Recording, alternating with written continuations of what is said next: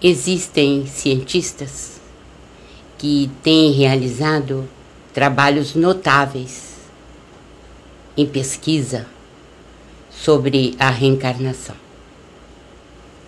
Nós citaríamos um brasileiro, Dr. Hernani Guimarães Andrade, que faleceu em 2003, mas deixou uma obra bastante volumosa em se tratando de pesquisa no Brasil.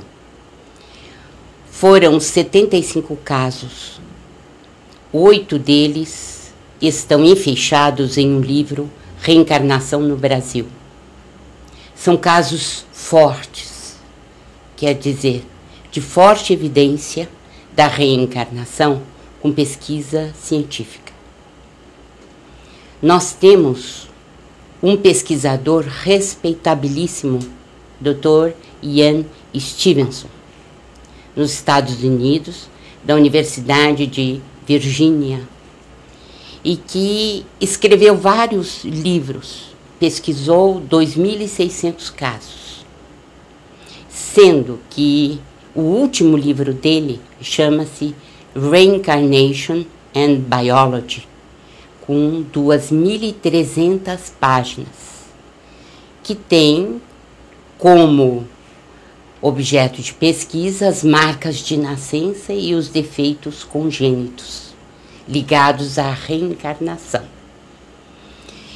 Então, não é que não existam pesquisas de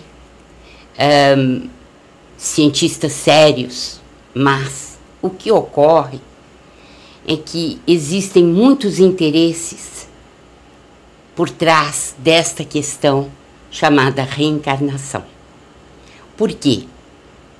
Se o amigo está lembrado, nós temos no Livro dos Espíritos, na questão 798, que os princípios básicos da doutrina espírita teriam muito mais luta contra o interesse do que contra a convicção. Então, o que se dá no momento não é falta de pesquisa e nem de pesquisadores sérios. O que nós temos na realidade é a necessidade de mudança de paradigma. Nós temos que mudar o paradigma da ciência, porque a reencarnação tem que ser aceita como lei biológica. É uma lei natural. Ela vige não apenas na Terra, mas em todo o universo. E para considerar isto, você há de convir que muitas coisas terão que mudar. E mudar muito, profundamente. Daí a dificuldade de se aceitar um paradigma em que os postulados básicos, o espírito, a imortalidade desse espírito, a sua vivência no mundo espiritual e no mundo terráqueo, na crosta, e a sua reencarnação sucessiva em busca do aperfeiçoamento, né, que são basilares nesse novo paradigma, que sustentam essa mudança, esse modelo, isso é difícil de ser aceito, mais por interesses do que praticamente por convicção. Porque se nós nos debruçarmos sobre estas pesquisas, nós vamos ver que elas são sérias, muito sérias, e que deveriam ser acatadas, pelo menos por outros pesquisadores, no sentido da repetição dessas mesmas pesquisas, para se verificar se obtém os mesmos dados, e se obtiverem esses mesmos dados, certamente nós estamos diante de algo que deve ser acatado pela ciência. Para o Dr. Hernani, quanto para o Dr. Stevenson, quanto mais imediata é a volta do espírito, quanto menos ele fica na erraticidade, ou quanto menos ele fica no período entre vidas, mais ele se lembra. É uma lei. Agora, qual o mecanismo, de que forma essas lembranças aparecem, necessitaria um estudo bem mais aprofundado. não é? E como isso não é muito aceito pela ciência, nós perdemos os desdobramentos naturais, né, do conhecimento, do mecanismo, porque mais pesquisadores teriam que entrar na área e tentar resolver esta questão. Mas é uma lei. Quando você reencarna quase que imediatamente, ou com alguns anos só de diferença, você fatalmente se lembrará. Doutora Marlene, várias religiões, desde a antiguidade, já tem ideia de reencarnação. Qual é a importância de fatos como esse, por exemplo, para o espiritismo? Eu diria que Kardec trouxe um embasamento científico, filosófico e religioso da reencarnação, como antes a gente não tinha tido, não tivemos. Por exemplo, entre os hinduístas, a reencarnação é vista como uma possibilidade de voltar, inclusive, né, no fato da metempsicose, quer dizer, você pode voltar como animal, você pode voltar como inseto e tudo mais. E isto prejudica muito a imagem da própria reencarnação em si, como pesquisa científica. Por quê? Porque, na realidade, você não pode retrogradar, né? O espírito, uma vez atingida a fase humana, ele não retrograda, ele não pode voltar às outras espécies animais, e nem, muito menos, vegetais. Então, eu diria que Allan Kardec trouxe o sentido filosófico, científico, religioso, exato da reencarnação. Né? Esse sentido exato daquilo que se constitui na volta do homem várias vezes à Terra com a finalidade de progredir. Então, eu vejo, por exemplo, que as doutrinas do chamada filosofia perene, né? Filosofia perene, eles trouxeram essa ideia da reencarnação com bastante ênfase, e isto foi muito bom. Mas há que distinguir também, né, aqueles que colocam como uma necessidade reencarnatória, mas sem volta ao passado animal, né, mas a continuidade como seres humanos. E também eu vejo uma necessidade também de pegarmos de volta e compararmos, né, o budismo, que tem coisas extraordinárias em relação à reencarnação, como, por exemplo, a roda, né, das encarnações. Essa ideia é muito importante da roda, porque enquanto a gente não conseguir suplantar as dificuldades nossas em relação aos erros, aos chamados pecados, mas que são ignorâncias nossas em relação à verdadeira finalidade da vida espiritual. Então, você volta inúmeras vezes à Terra, né? Esse sentido da roda é importante, né? Kardec retoma isso dizendo da lei de ação e reação, né? Também proposta por eles através do karma, e não apenas isso, mas o Kardec dá um objetivo lúcido para a criatura, dizendo, olha, sem adquirir amor e sabedoria, você não deixará de reencarnar. A roda da encarnação não vai parar. Você vai sempre repetir o eterno retorno. Para você deixar de retornar à Terra, você precisa atingir o amor e a sabedoria. Então, é fácil atingir a sabedoria? É mais fácil do que atingir a plenitude do amor. Nós estamos vendo pela própria situação esdrúxula em que a Terra está, de grande desenvolvimento intelectual e tecnológico, e, no entanto, com pouquíssimo amor entre os seres humanos. E basta olhar os noticiários, ver o que a mídia expõe, e nós teremos a resposta muito fácil. Então, realmente, trilhar o caminho da intelectualidade, da tecnologia, é mais fácil. né? No entanto, sem a asa, porque nós somos caminhar com a asa da inteligência e do coração, sem a asa do amor, que representa o sentimento sublimado nosso, nós não voaremos na direção da perfeição a que todos nós estamos destinados.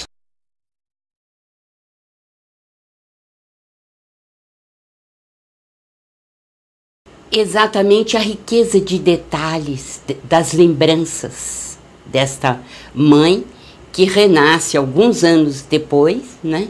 E que desde a infância começa a desenhar, a se lembrar, evidentemente, da sua vida passada. E esse número de lembranças, essa constância nas lembranças, né? E o encadeamento natural delas, né? O que, aliás, o Dr. Hernani Guimarães Andrade, né, reforça no seu livro Reencarnação no Brasil, dizendo que a melhor pesquisa sobre reencarnação deve ser feita desde a infância.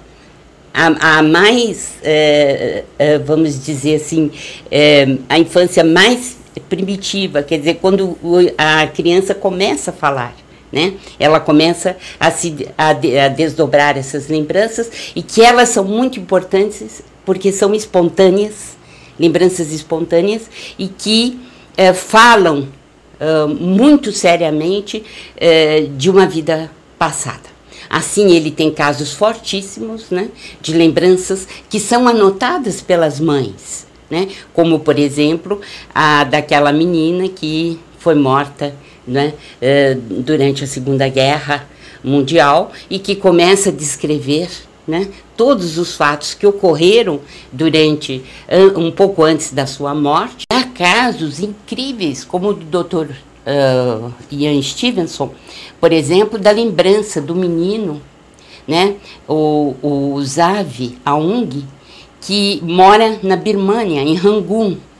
Ele é médico e desde a mais remota infância ele tem lembranças e começa a falar com a mãe, e essas lembranças são anotadas pela mãe, porque elas são incríveis. Ele diz que é um piloto norte-americano, né, que ele foi abatido na Segunda Guerra Mundial e caiu nas florestas da Birmânia, né?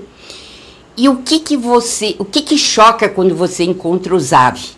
É que você não está diante de alguém que mora na Birmânia. Por quê? Ele não tem tez morena, ele é claro. Os olhos dele são claros, não é? Os olhos são arredondados, não são, né, os olhos amendoados dos birmaneses.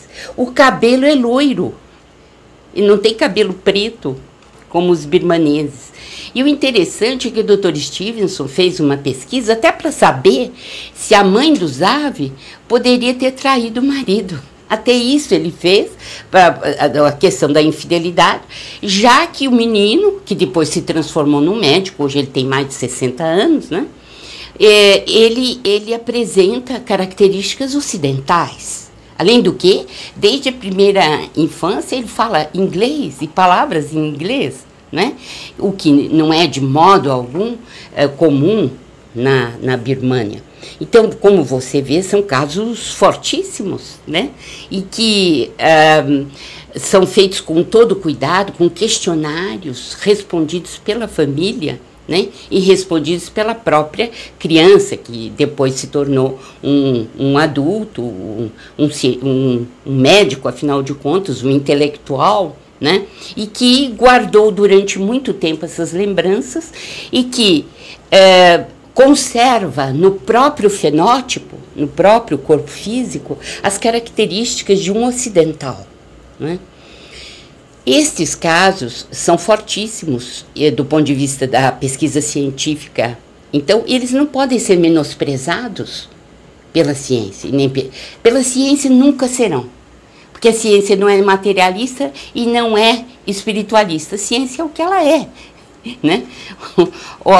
Aquilo que muda a face da Terra através do conhecimento, através da percepção, né, real, concreta do mundo que nos cerca e daquilo que se constitui no universo, enfim. Mas o que ocorre é que os cientistas estão fortemente armados por um estilo de vida, por um paradigma, por um modelo que é, sobretudo, um modelo materialista, né? E o preconceito nessa área é tão intenso quanto o preconceito dos religiosos, infelizmente.